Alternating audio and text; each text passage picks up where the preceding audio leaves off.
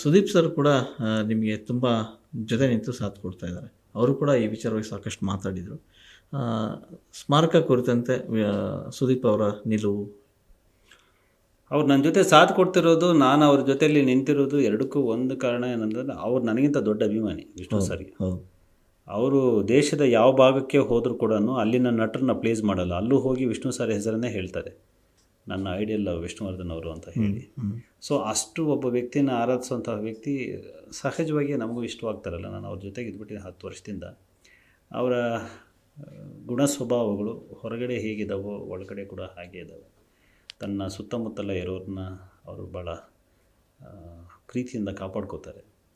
So ಮತ್ತು ಇನ್ನೊಬ್ಬರಿಗೆ ಕೊಡುವಂತಹ ಗೌರವದ ವಿಷಯದಲ್ಲಿ ಅವ್ರು ಯಾವತ್ತೂ ಕಾಂಪ್ರಮೈಸ್ ಆಗಿಲ್ಲ. ಸೊ ಯಾರಿಗೇನು ಡಿಸರ್ವ್ ಆಗಿದ್ದಾರೋ ಅದನ್ನು ಕೊಡ್ತಾರೆ ಅವರು. ಸೊ ಈಗ ಎಲ್ಲ ಕಾರಣಗಳಿಗೆ ಮತ್ತು ವಿಷ್ಣುವರ್ಧನ್ ಅವ್ರಿಗೆ ಸಂಬಂಧಪಟ್ಟಂಥ ಅಬಾಧಿತವಾದ ಅದೊಂಥರ ಅದ್ಭುತವಾದ ಪ್ರೀತಿ ಅವರಿಗೆ. ಯಾವತ್ತೂ ಅದ್ರ ಬಗ್ಗೆ ನೀವು ಎಂಥ ಕೋಪದಲ್ಲಿದ್ದಾಗ ಕೇಳಿದ್ರು ಕೂಡ ಅಪ್ಪಾಜಿ ಅಂದ್ಬಿಡ್ತಾರೆ ಅವರು. ಅಪ್ಪಾಜಿ, ಬಾಸು, ಸರ್ ಹೀಗೆ ಅಂತ ಅನ್ನೋದು. ಒಂದು ಸಲ ಕೂಡ ವಿಷ್ಣು ಹಿಂಗಲ್ಲ, ವಿಷ್ಣುವರ್ಧನ್ ಹಿಂಗಂದೇ ಇಲ್ಲ ಅವರು. ಸರ್ ಹೇಗಿದ್ರು ಗೊತ್ತಾ, ಅಪ್ಪಾಜಿಯವರು ಹೀಗೆ ಅವ್ರು ಮಾತಾಡೋದು. ಸೊ ನಮಗೆ ಭಾಳ ಇನ್ಸ್ಪೈರ್ ಅನಿಸುತ್ತೆ. ಒಂದೊಂದು ಸರಿ ನಾವು ಕೂಡ ಯಜಮಾನ್ರು ಅಂದ್ಬಿಟ್ಟು ಸುಮ್ಮನೆ ಬಿಡ್ತೇನೆ, ಅವ್ರು ಹಾಕಲ್ಲ, ಭಾಳ ಪ್ರೀತಿಯಿಂದ ಮಾತಾಡ್ತಾ ಇರ್ತಾರೆ. ಅದರಿಂದ ಅವ್ರ ಬಗ್ಗೆ ನನಗೆ ತುಂಬ ಇಷ್ಟ. ಮತ್ತು ಒಬ್ಬ ನಟನಾಗಿ ಅವರು ಅಮೇಝಿಂಗ್. ಸೊ ಅದನ್ನು ನಾನು ಹೇಳೋದಲ್ಲ, ಇಡೀ ರಾಷ್ಟ್ರ ಹೇಳ್ತಿದ್ದೆ. ಜೊತೆಗೆ ಈ ಕೆಲಸಗಳಲ್ಲಿ ಪ್ರತಿ ಸಲ ಕೂಡ ನಾನೇನು ಕೇಳೋಂಗಿಲ್ಲ. ಅವ್ರಿಗೆ ನೋವು ಇಲ್ಲೇನೋ ಆಗ್ತಾಯಿದೆ ಅಂತ ಗೊತ್ತಾದಾಗ ಅವ್ರಿಗೆ ಗೊತ್ತಾಗುತ್ತಲ್ಲ, ಅವರೇ ಸ್ಪಂದಿಸ್ತಾರೆ. ಅದಕ್ಕೆ ಇಮಿಡಿಯೇಟಾಗಿ ಸ್ಪಂದಿಸಿ ಇದಕ್ಕೆ ನಾನು ಇದ್ದೇನೆ ಅನ್ನೋಂಥ ಮಾತನ್ನು ಹೇಳ್ತಾರೆ. ಈಗಲೂ ಅದನ್ನೇ ಹೇಳಿದ್ದಾರೆ, ನಾನಿದ್ದೇನೆ ಇದ್ರ ಜೊತೆಗೆ ಅಂತ ಹೇಳಿ. ಬೆಳಿಗ್ಗೆ ಕೂಡ ಮಾತನಾಡಿದೆ ಅವ್ರ ಜೊತೆಗೆ. ಸೊ ಈಗ ಸೆಪ್ಟೆಂಬರ್ 18 ಒಳಗೆ ಒಂದು ತೀರ್ಮಾನಕ್ಕೆ ಬರ್ತೀವಿ. ಸೆಪ್ಟೆಂಬರ್ 18 ಒಳಗಡೆ ಇದು ಕ್ಲಿಯರ್ ಆಗಬೇಕು. ಅಲ್ಲಿಂದ ಆಚೆಗೆ ಇದು ವಿವಾದವಾಗಿ ಯಜಮಾನರು ನಮಗೆ ನೆನಪಾಗಬಾರ್ದು, ಮತ್ತೆ ಎಂದೂ ಈ ರೀತಿಯ ಸಮಸ್ಯೆ ಬರಲೇಬಾರ್ದು. ಇದು ನಮ್ಮ ನಿರ್ಧಾರ. ಇಷ್ಟು ಈ ಕ್ಷಣಕ್ಕೆ ಇದು ಮಾತ್ರ ಹೇಳಬಲ್ಲೆ. ಒಟ್ಟು ತಾರ್ಕಿಕವಾಗಿ ಅಂತ್ಯ ಕಾಣಲೇಬೇಕು. ಈ ಮೈಸೂರಲ್ಲೂ ಕೂಡ ಸರ್ಕಾರ ಮಾಡಿದ್ದು, ಅಲ್ಲೂ ಕೂಡ ಸ್ಮಾರಕ ಇದೆ. ಸೊ ಫ್ಯಾನ್ಸು ವಿಷ್ಣುವರ್ಧನ್ ಕುಟುಂಬದ ಜೊತೆ ಅಲ್ಲಿ ಹೋಗಿ ಸ್ಮಾರಕವನ್ನು ಅದನ್ನು ಒಪ್ಪೋದಿಲ್ವಾ, ಹೇಗೆ ಸರ್? ಅದು ನಮ್ಮದೇ ಸ್ಮಾರಕ. ಇಲ್ಲಿಂದ ನಾವು ಮೆರವಣಿಗೆ ಹೋಗಿದ್ದು 1,500 ವೆಹಿಕಲ್ಸ್ ಹೋಗಿತ್ತು. 1,500 ವೆಹಿಕಲ್ ಹೋಗಿ ಒಂದು 3,000-4,000 ಜನ. ಅದು ಇವತ್ತಿಗೂ ನೆನೆಸ್ಕೊಂಡ್ರೆ ಈಗಿನ ಹೈವೇ ಏನಾಗಿದೆ ಅದ್ರ ಅಧಿಕೃತ ಉದ್ಘಾಟನೆ ಮಾಡಿದವ್ರು ನಾವುಗಳೇ. ಕರೆಕ್ಟಾಗಿ 7 ಕಿಲೋಮೀಟರ್ ಒಂದ್ಸರಿ ಗಾಡಿ ನಿಲ್ಸಿದ್ವಿ, 7 ಕಿಲೋಮೀಟರ್ ಇತ್ತು. ಅಷ್ಟುದ್ದಕ್ಕೂ ನಮ್ಮದೇ ಗಾಡಿಗಳು. ಅಷ್ಟು ಅದ್ಭುತವಾದಂಥ ಮೆರವಣಿಗೆ ಮಾಡಿ ಆದರೂ ಕೂಡ ಉದ್ಘಾಟನೆ ಮಾಡಿದ್ವಿ ನಾವು. ಬಟ್ ಏನಾಗಿದೆ ಸ್ಮಾರಕ ಕರ್ನಾಟಕ ಅಂತಂದರೆ ಬೆಂಗಳೂರಲ್ಲ ಸರ್. ಕರ್ನಾಟಕ ಅಂದರೆ ಬೀದರು ಇದೆ, ಕರ್ನಾಟಕ ಅಂದರೆ ಗುಲ್ಬರ್ಗ ಇದೆ, ಕರ್ನಾಟಕ ಅಂತಂದರೆ ಹುಬ್ಳಿ, ಧಾರವಾಡ, ಬಳ್ಳಾರಿ ಹಿಂಗೆಲ್ಲ ಇದಾವಲ್ಲ. ಆ ಎಲ್ಲ ರಸ್ತೆಗಳು ಬೆಂಗಳೂರಿನ ಕಡೆಗಿದ್ದಾವೆ ಹೊರತು ಮೈಸೂರು ಕಡೆಗಿಲ್ಲ. ವಯಾ ಬೆಂಗಳೂರು ಇದ್ದಾವೆ, ಬಟ್ ಬೆಂಗಳೂರಿಗೆ ಇಲ್ಲ. ಈ ಬೆಂಗಳೂರಿಗೆ ಬಂದಂಥ ಅಭಿಮಾನಿಗಳು 600 ಕಿಲೋಮೀಟ್ರ್ 700 ಕಿಲೋಮೀಟ್ರಿಂದ ಬರ್ತಾರಲ್ಲ, ಅವ್ರು ಇಲ್ಲಿಂದ ಮತ್ತೆ 400 ಕಿಲೋಮೀಟ್ರ್ ಮೈಸೂರಿಗೆ ಹೋಗಿ ಬರಬೇಕು. ಅದು ಅನ್ಯಾಯ ಅಲ್ವಾ ಸರ್? ಅವ್ರು ಕರೆಕ್ಟ್ ಮೈಸೂರಿಗೆ ಹೋದವ್ರು ನೋಡ್ಕೊಬರೋದು ಬೇರೆ ವಿಷಯ. ಬೀದರಿಂದ ಬೆಂಗಳೂರು ಬಂದವನು ಇಲ್ಲಿಂದ 400 ಕಿಲೋಮೀಟ್ರ್ ಹೋಗಿ ಬರಬೇಕು ಅಂದರೆ ಅವ್ರಿಗೆ ಮಾಡಿದ ಮೋಸ ಅಲ್ವಾ ಸರ್?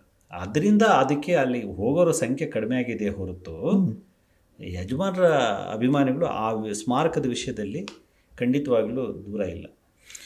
ಫೈನಲ್ ಆಗಿ ಇದು ಈ ವಿಷ್ಣು ಸೇನಾ ಸಮಿತಿಯ ಅಭಿಮಾನಿಗಳು ಏನಿದ್ದಾರೆ, ಇವರ ಹೋರಾಟ ವಿಷ್ಣು ಅವರ ಕುಟುಂಬದ ವಿರುದ್ಧ ಅಲ್ಲ. ಅಯ್ಯಯ್ಯೋ ಇಲ್ಲ, ಯಾಕಂದರೆ ಇದೊಂದು ಸ್ಪಷ್ಟನೆ ಕೊಟ್ಬಿಡಿ. ಭಾಳಷ್ಟು ಜನಗಳಿಗೆ ಏನಾಗಿದೆ, ಅನಿರುದ್ಧ ಅವರು ಎಲ್ಲೋ ಬೇಸರವಾಗಿ ಮಾತಾಡ್ತಾರೆ, ಒಂದಿಷ್ಟು ಆರೋಪಗಳು ಮಾತಾಡ್ತಾರೆ, ಅವ್ರು ಹಾಗೆ ಹೀಗೆ ಅಂತೇಳಿ ಹೆಸರು ಹೇಳದೇನೆ, ಅದು ನಮ್ಗೆ ಗೊತ್ತಾಗ್ತದೆ. ಆದರೆ ನಿಮ್ಮ ನಡುವೆ ಯಾವುದೋ ಈಗೋ ಇರ್ಬೋದು, ಆ ಈಗೋದಿಂದ ಇಷ್ಟೆಲ್ಲ ಆಗೋದಕ್ಕೆ ಕಾರಣ ಆಗ್ತದ ಅನ್ನೋ ಒಂದಷ್ಟು ಪ್ರಶ್ನೆ. ಸರ್ ಇಲ್ಲ ಸರ್, ಅದು ಏನಾಗಿತ್ತು, ನಾನು ಅನಿರುದ್ಧ ಸರ್ ಜೊತೆಗಿದ್ವಿ, ಜೊತೆಗೆ ಪ್ರೆಸ್ ಮೀಟ್ ಮಾಡ್ತೀವಿ. ನನ್ನ ಕಾರ್ಯಕ್ರಮಗಳಿಗೆ ಸುಮಾರು 3-4 ಕಾರ್ಯಕ್ರಮಗಳಿಗೆ ಬಂದಿದ್ದಾರೆ. ಮತ್ತು ಅವರೇ ಹೇಳಿದಪ್ಪ ಒಂದು ಮೀಟಿಂಗ್ ಮಾಡೋಣ ಅಂತ ಹೇಳಿ ಸಾಹಿತ್ಯ ಪರಿಷತ್ತಲ್ಲಿ ಒಂದು ಮೀಟಿಂಗ್ ಮಾಡಿದ್ವಿ. ಪತ್ರಿಕೆಯಲ್ಲಿ ಅಡ್ವರ್ಟೈಸ್ ಕೊಟ್ಟಿದ್ದೆ ನಾನು. ಸೊ ಒಂದು 600-700 ಜನ ಬಂದಿದ್ರು ಮೀಟಿಂಗ್ಗೆ. ಮತ್ತು ನೇಪಾಳ ಸಂತ್ರಸ್ತರ ನಿಧಿ ಸಂಗ್ರಹಕ್ಕೆ ನನಗೆ ಹೇಳಿದರು. ಭಾರತಿ ಮೇಡಮ್ ಅವ್ರು ಬಂದಿದ್ದರು. ಶಬಾಷ್, ನೀವು ಹೀಗಿರಬೇಕು ಅಂತ ಮೆಚ್ಚುಗೆ ವ್ಯಕ್ತಪಡಿಸಿ ಹೋದರು. ಎಲ್ಲವೂ ಆಯಿತು, ಎಲ್ಲವೂ ಚೆನ್ನಾಗಿದ್ದೀವಿ ಸರ್. ಮತ್ತು ಅವ್ರ ಪಕ್ಕದಲ್ಲೇ ಕೂತ್ಕೊಂಡು ಪ್ರೆಸ್ ಮೀಟು ಮಾಡ್ತಾಯಿದ್ವಿ, ಆ ಥರದ್ದೇನು ಇರಲಿಲ್ಲ. ಆದರೆ ಅವ್ರು ಮೈಸೂರಿಗೆ ಹೋಗ್ತೀನಿ ಅಂದ್ರಲ್ವಾ, ನೀವು ಬೇಡ, ನಾವು ಬೇಡ, ನಾವು ಇಲ್ಲೇ ಇರ್ತೀವಿ ಅಂದ್ವಲ್ಲ. ನಮ್ಮ ಭಾವನೆಗಳಿಗೆ ನೀವು ಬೆಲೆ ಕೊಡಲಿಲ್ಲ, ನಾವು ಕುಟುಂಬದವ್ರು ಹೇಳಿದಾಗ ನೀವು ಬರಲಿಲ್ಲ ಅಂತ ಹೇಳಿ ಅವರನ್ನು ನಮ್ಮನ್ನು ದೂರ ಇಟ್ಬಿಟ್ರು. ನೀವು ಅಭಿಮಾನಿಗಳೇ ಅಲ್ಲ ಅಂತ ಬಹಿರಂಗವಾದ ಸ್ಟೇಟ್ಮೆಂಟ್ ಕೊಟ್ಟರು. ಹೌದು, ಅದು ಸಾವಿರಾರು ಜನರಿಗೆ ಹರ್ಟ್ ಆಯಿತು. ನಾವಿಲ್ಲಿ ಭಾವನಾತ್ಮಕವಾಗಿ ಸಂಬಂಧ ಇದೆ ಇರಲಿ ಅಂತ ಹೇಳಿದ್ದಕ್ಕೆ ನಾವು ಈಗ ದೂರ ಆಗ್ಬಿಟ್ರಾ ಅಂತ ಹೇಳಿ ಅಲ್ಲಿಂದ ಅಂತರ ಜಾಸ್ತಿ ಹೋಗಿದೆ. ಅದಕ್ಕೆ ಅವ್ರ ಸ್ಟೇಟ್ಮೆಂಟ್ಸೇ ಕಾರಣ ಹೊರತು ನಾವ್ಯಾರು ಕಾರಣ ಅಲ್ಲ. ಇದುವರೆಗೂ ಕುಟುಂಬದ ಬಗ್ಗೆ ನಾನಂತೂ ಯಾರು ಮಾತಾಡಿದಾರೋ ಗೊತ್ತಿಲ್ಲ, ನಾನಂತೂ ಕೆಟ್ಟದಾಗಿ ಎಲ್ಲೂ ಮಾತಾಡಿಲ್ಲ. ಏಕವಚನದಲ್ಲೂ ನಾನು ಅವ್ರ ಬಗ್ಗೆ ಮಾತನಾಡಲ್ಲ. ಯಜಮಾನರನ್ನು ಪ್ರೀತಿಸೋದಂದರೆ ಅವ್ರ ಕುಟುಂಬವನ್ನು ಪ್ರೀತಿಸೋದು, ಗೌರವಿಸೋದು. ಸೊ ಅದನ್ನು ನಾನು ಮಾಡ್ತಾನೆ ಬಂದಿದ್ದೀನಿ. ಆದರೆ ಏನಾಗುತ್ತೆ, ಈಗ ಇಲ್ಲೆಲ್ಲೋ ಮಾತಾಡ್ತಾ ಇರ್ತೀವಿ. ಸೊ ಯಾರೋ ಮೂರನೇ ವ್ಯಕ್ತಿಗೆ ಅದೇನು ಗ್ರಹಿಸುತ್ತೋ ಅದನ್ನು ತೊಗೊಂಡೋಗಿ ಅಲ್ಲೇನೋ ಹೇಳಿರ್ತಾರೆ, ಓ ಇವನು ಹಿಂಗೆ ಮಾತಾಡಿದ್ನ ನನ್ನ ಬಗ್ಗೆ ಅಂತ. ಅದು ಶೇಖರಣೆ ಆಗ್ತಾ ಹೋಗುತ್ತಲ್ಲ. ಕರೆಕ್ಟ್. ಬಟ್ ಎಲ್ಲ ಮಾತುಗಳು ನಾವು ನಂಬಬೇಕಾಗಿಲ್ಲ, ಮತ್ತು ಎಲ್ಲ ಮಾತುಗಳು ನಮ್ಮವಾಗಬೇಕಾಗಿಲ್ಲ. ಬಿಡು ಅಂತ ಹೇಳ್ಬಿಟ್ಟು ಬಿಟ್ಬಿಟ್ಟು ಹೋಗ್ತಾ ಇರ್ಬೇಕಾದ್ರೆ. ಯಾಕಂದರೆ ಇದು ಬದುಕು ತುಂಬ ಸಿಂಪಲ್ ಆಗಿದೆ, ಇದನ್ನು ಕಾಂಪ್ಲಿಕೇಟ್ ಮಾಡ್ಕೋಬಾರ್ದು.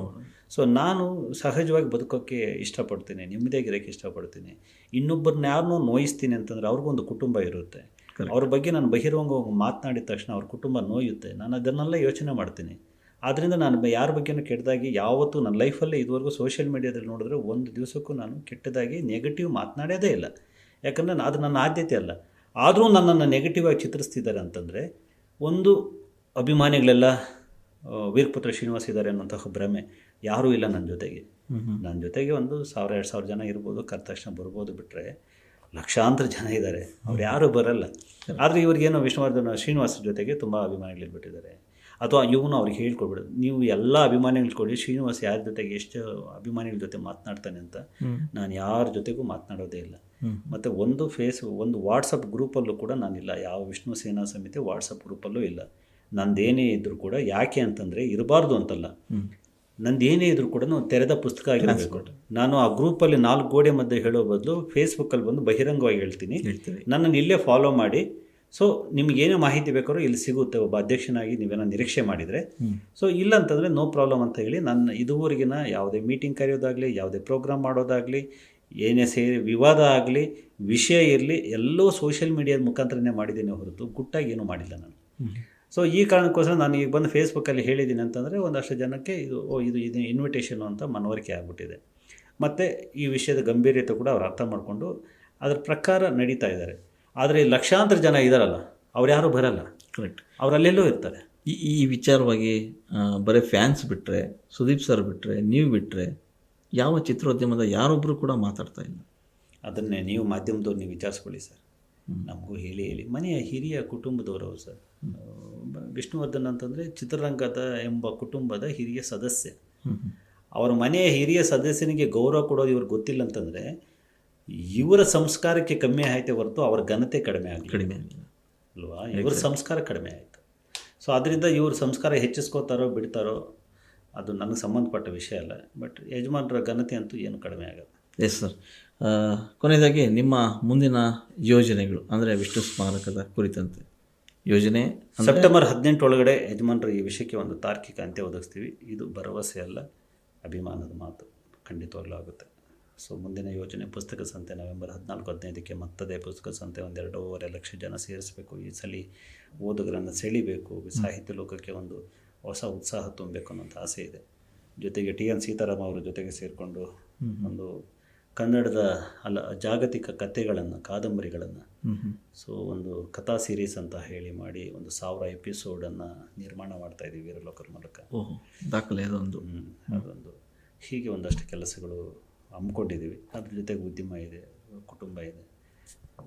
ಈಗಿನ ಕಾಲದಲ್ಲಿ ಪ್ರತಿಯೊಬ್ಬರು ಕೆಮಿಕಲ್ ಮಿಶ್ರಣ ಆಹಾರ ತಿಂದು BP ಶುಗರ್ ಬಂತು ಅಂತ ಚಿಂತೆ ಮಾಡ್ತಾರೆ. 24 ಧಾನ್ಯಗಳನ್ನ ನೀರಿನಲ್ಲಿ ನೆನೆಸಿ, ನೆರಳಿನಲ್ಲಿ ಒಣಗಿಸಿ, ಮಣ್ಣಿನ ಮಡಿಕೆಯಲ್ಲಿ ಹದವಾಗಿ ಹುರಿದು ಸಾಂಪ್ರದಾಯಿಕ ಪದ್ಧತಿಯಲ್ಲಿ ತಯಾರಾಗಿದೆ ಜೀನಿ. ಸಿರಿಧಾನ್ಯಗಳ ಸಿರಿ ಜೀನಿ ಕುಡಿಯಿರಿ, ಆರೋಗ್ಯವಾಗಿರಿ.